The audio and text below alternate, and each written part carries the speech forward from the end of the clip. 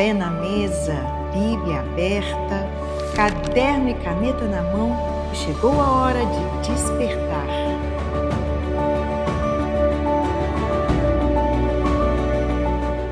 Desperta vitorioso, desperta vitoriosa, porque chegou a nossa hora, nosso encontro tão esperado, tão desejado. Hoje, o Senhor quer começar com uma pergunta.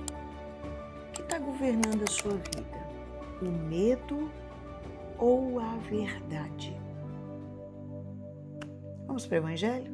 Mateus capítulo 10, de 26 a 33. Não tenhais medo deles, pois nada há de oculto que não venha a ser revelado, e nada de escondido que não venha a ser conhecido. O que vos digo no escuro, dizei-o à luz do dia. O que vos é sussurrado ao ouvido, proclamai-o sobre os telhados. Não tenham medo dos que matam o corpo, mas não podem matar a alma. Pelo contrário, temei aquele que pode destruir a alma e o corpo na geena. Não se vendem 2 pardais por uma moedinha? No entanto, nenhum deles cai no chão sem que o vosso Pai o permita. Quanto a vós, até os cabelos da cabeça estão todos contados. Não tenhais medo, vós valeis muito mais do que os pardais. Todo aquele, pois, que se declarar por mim diante dos homens, também eu me declararei por ele diante do meu Pai que está nos céus. Quem, porém, me renegar diante dos homens, também eu o renegarei diante de meu Pai que está nos céus. Palavra da nossa salvação. Glória a vós, Senhor. Jesus começa repetindo 3 vezes: não tenhais medo. No grego aqui, a palavra utilizada é phobeo, quer dizer que vem da palavra fobia. Então, Jesus está dizendo: não seja dominado pelas fobias, pelo medo. Não haja na sua vida a partir do medo. Cuidado. Não deixe que o medo determine as suas escolhas. Aqui, Jesus não quer dizer que nós nunca vamos ter medo. Ele não está dizendo que os discípulos nunca tiveram medo. Ele está dizendo: não deixe o medo ser o senhor da sua vida. Então, já toma nota disso, porque muitas pessoas confundem. A coragem não é ausência de medo. Coragem é decidir que o medo não vai governar suas escolhas. Às vezes a gente acha que a coragem é a ausência de medo, né? Sou corajoso. Coragem não é a ausência dele. É decidir que o medo não governará as minhas escolhas. Depois Jesus continua: nada de encoberto. Nada há de encoberto que não venha a ser revelado, de oculto. A palavra aqui para revelado é uma palavra de onde vem a palavra Apocalipse. Então, o revelado significa retirar o véu, tornar visível aquilo que estava escondido.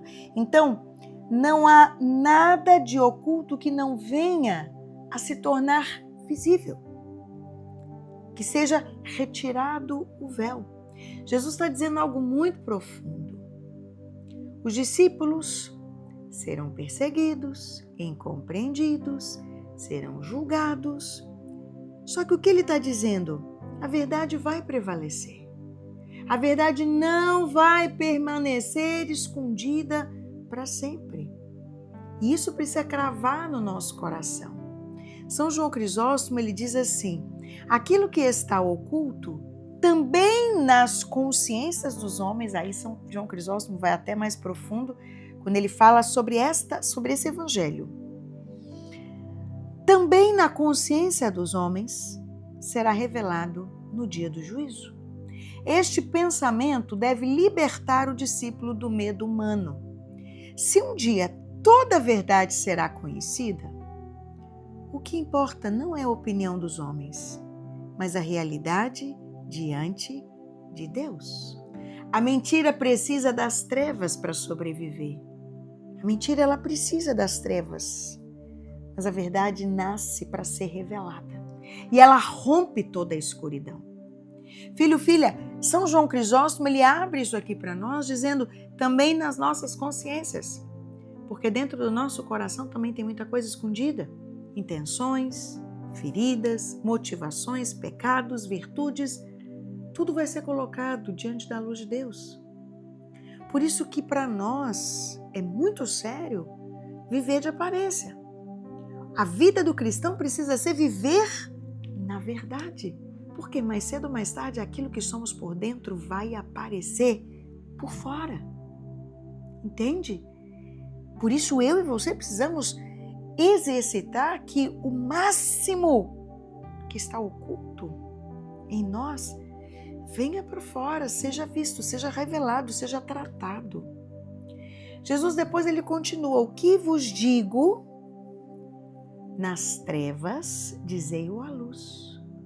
O que vos digo nas trevas. O que Jesus quer dizer aqui? A palavrinha do grego aqui é escótia, que significa não é apenas uma escuridão física. Para os padres da igreja, isso significa silêncio, intimidade, oração. Porque senão a gente fica meio confuso. O que Jesus está dizendo, né? O que vos digo nas trevas? E Jesus diz alguma coisa nas trevas? Então, por isso que eu vim olhar o que significa no grego. Significa o que Deus vos diz no silêncio, na intimidade, no recolhimento, dizei-o à luz, tá certo?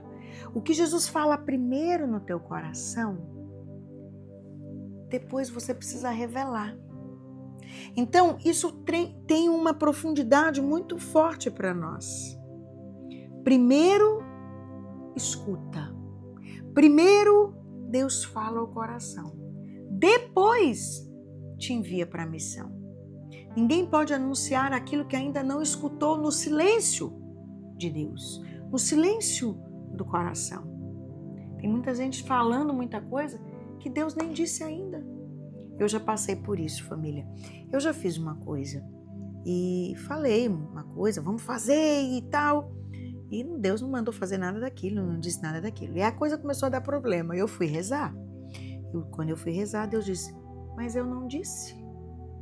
E ainda veio uma palavra assim, aqueles que fazem coisas que eu não disse. Ixi, aquela palavra horrorosa. Mas, meu Deus, eu pedi tanto perdão a Deus. Porque no impulso, na nossa vontade, a gente acha que Deus está falando, acha que Deus está mandando e a gente vai falando, vai fazendo. Será que Ele disse? Então, cuidado. Só diga na luz aquilo que Deus te disse no silêncio do teu coração. E aí depois ele vai para uma segunda parte. Cuidado com aqueles que podem matar a alma e não temas aqueles que tentam matar o corpo. Jesus faz uma distinção impressionante aqui. Existe algo mais profundo, a tua alma. Pessoas podem atingir o teu corpo, mas a tua alma, ela é muito mais profunda. Na Bíblia, a alma, ela significa o centro da pessoa, a identidade mais profunda da pessoa. Jesus está ensinando que existe uma hierarquia espiritual. Às vezes a gente cuida muito mais do externo, do corpo, do físico. A gente dá mais importância do que para a alma. Aqui Jesus está perguntando, ei, você está com muito medo aí de matarem teu corpo, de denunciarem tudo. Você não tem medo daqueles que matam a alma? Você não tem medo de perder a alma? Como é que está a sua alma? Filho, filha, a maior tragédia não é perder algo fora de você. É perder aquilo que Deus colocou dentro de você. A maior tragédia não é a gente perder um braço. A maior tragédia é a gente perder aquilo que nos leva para Deus. São Tomás de Aquino, ele vai dizer algo muito importante. temor é ordenado quando o que se teme é proporcional ao perigo real. São Tomás de Aquino, gente, Suma Teológica. Eu peguei um negócio profundo hoje aqui para você. O temor é ordenado quando o que se teme é proporcional ao perigo real. Temer a morte do corpo mais do que a morte da alma é uma desordem. Por quê? A alma é o princípio da vida, enquanto o corpo é apenas instrumento. Quem teme mais perder o instrumento do que perder a vida é como quem teme mais perder a capa do que perder a cabeça. Forte, né? São Tomás de Aquino. Filho, filha, o medo do que pode matar o corpo é racional. Por quê? Porque o corpo é real, a dor é real, a morte é real. Só que o que Jesus está dizendo, há algo que tem uma dimensão muito maior que o teu corpo. E pode ser perdido, filho. Pode ser perdido. E esse algo é a tua alma, é a tua relação com Deus, é a tua identidade mais profunda, é a tua vida depois. Isso merece mais atenção do que sua sobrevivência física. Precisamos temer. E aqui, o temor de Deus, que tem nos faltado tanto essa virtude. O temor, temei antes aquele que pode perder o corpo e a alma. E a palavra aqui usada no grego é fíbel, que significa, tem um sentido diferente, significa reverência, reconhecimento de uma grandeza, da grandeza de Deus. Não é temer de temor, de medo, mas é um temor de reverência, grandeza, consciência de que Deus é o fundamento de tudo. São Tomás vai ensinar que o santo temor não afasta de Deus, ele aproxima. Porque o santo temor nasce do amor. Então, eu preciso entender aqui a diferença. E eu pedi a São Tomás que nos ajudasse aqui também, porque ele está arrebentando hoje. E ele distingue esse temor entre temor filial, o temor de quem ama o pai, teme ofendê-lo, não por medo do castigo, mas pelo amor que tem a esse pai. Então, esse temor filial é o único temor, medo que liberta. Porque ele não nasce no medo da punição, mas do amor a essa relação. Eu tenho medo de te ferir, eu tenho medo de te magoar. Esse temor é um temor verdadeiro. Agora, existe o temor servil. Qual é esse temor que muitos de nós temos? É o medo do castigo, medo de ser castigado, medo de dizerem que a gente errou, medo de mandar embora, é o medo de uma punição, é o medo do castigo. Esse não nasce do amor. São Tomás diz, o temor filial é virtude. O temor servil, tomado como fim em si mesmo, não é virtude. Entendeu?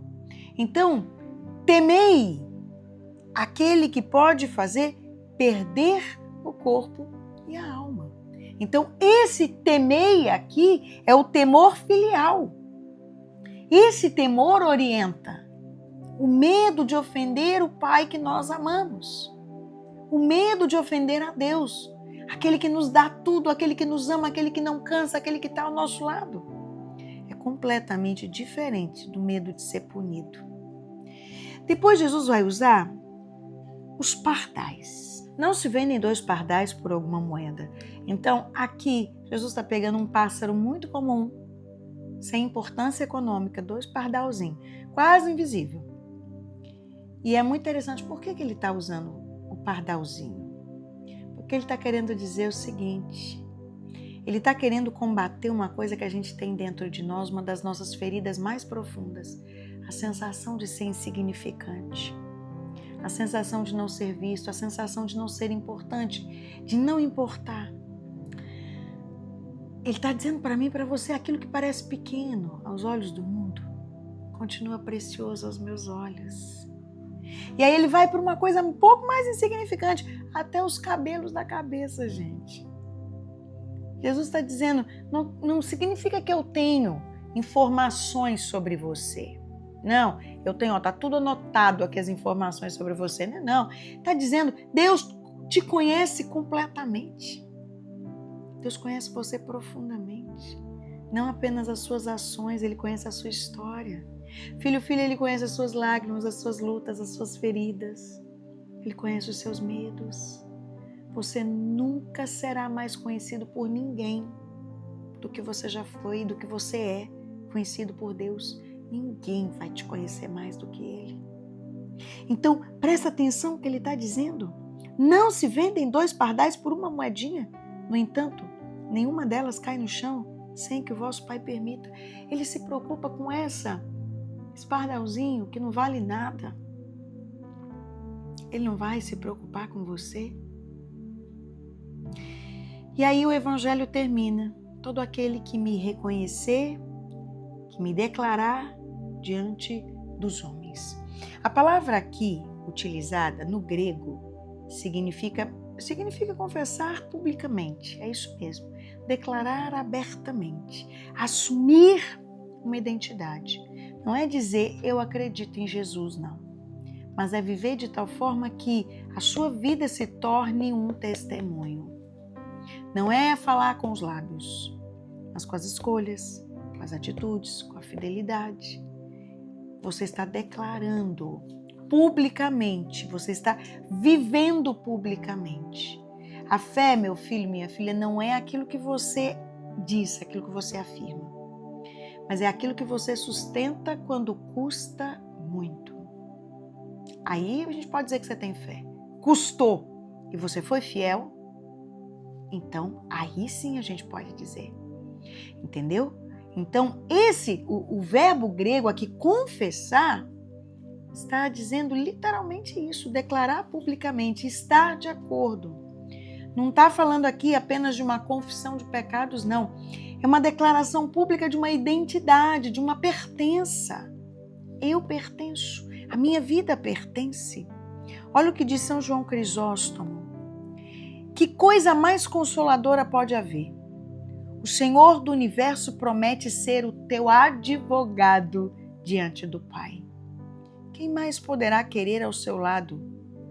O que mais você poderá querer ao seu lado no julgamento final? E a condição é simples: não esconder o nome dele quando custar dizê-lo. Uma fé, essa é forte. Se foi forte para você, faz um print, posta, dá um like agora, diz, meu Deus, essa foi para mim. É simples a condição, é simples, mas é custosa. Não esconder o nome de Jesus, a sua decisão, quando custar dizer.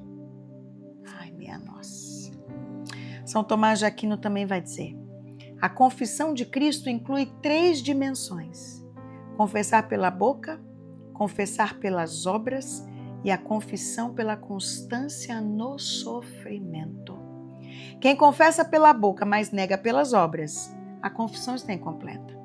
Quem vive de modo que Cristo não é reconhecido na sua vida, também nega, mesmo sem palavras. Forte. Então, para você poder saber, você está confessando inteiramente, você está se declarando por Cristo? São Tomás vai explicar. Pela boca, nas suas palavras, nas suas atitudes e na hora do sofrimento. Na hora do sofrimento você faz o quê?